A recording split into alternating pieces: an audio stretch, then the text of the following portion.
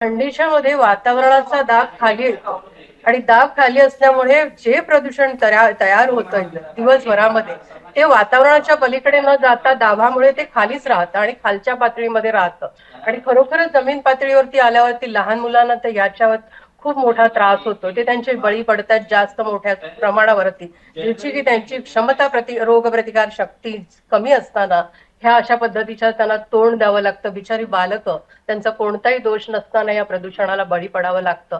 हे दुर्दैव आहे. पालकत्वाच्या भूमिकेत असलेले सरकार, प्रशासन आणि सगळीच यंत्रणा, प्रसार माध्यमांनी सुद्धा या भूमिका आपल्या काय असायला पाहिजेत.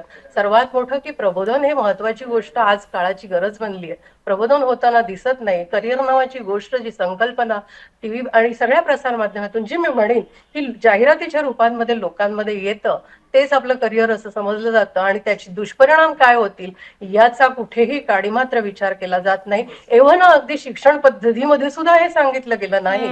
त्याचे हे दुष्परिणाम आहेत. हे सुळसुळाट जो चालू आहे आणि ही वाहतूक कोंडी सावरण्यासाठी जे काही उड्डाण पूल प्रकल्प, सागरी रस्ते, आता तर वर्सोवा ते विरार पर्यंत 58,000 करोड रुपये घालून हे केले जातात.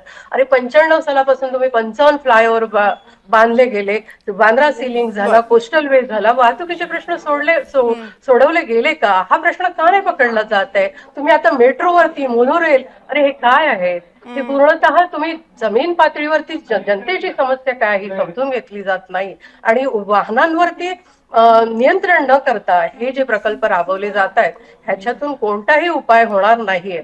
उलट अजून अराजकता माजत जाईल आणि प्रदूषणाच्या विळख्यात हे शहर हेच नाही की जी काही स्मार्ट सिटी बनवण्याच्या ह्याच्यात चालू आहे, एक मुंबई, दुसरी मुंबई, चौथी मुंबई, अरे हे काय चाललंय? आपण सिमेंट पृथ्वीची कबर बनवत सुटलोय आणि पृथ्वी सिमेंट हे 8% वाटा प्रदूषणाचा त्याचा आहे आणि सगळीकडे जे सिमेंटकरण चाललंय याच्यामुळे हे प्रदूषण आपल्याला दिसतंय आणि त्याला जबाबदार म्हणजे वातावरणात थंडीच्या काळात खाली असल्यामुळे ते जास्त प्रमाणात हवेचा दाब जाणवतं. असल्यामुळे त्याचा परिणाम जास्त होतो.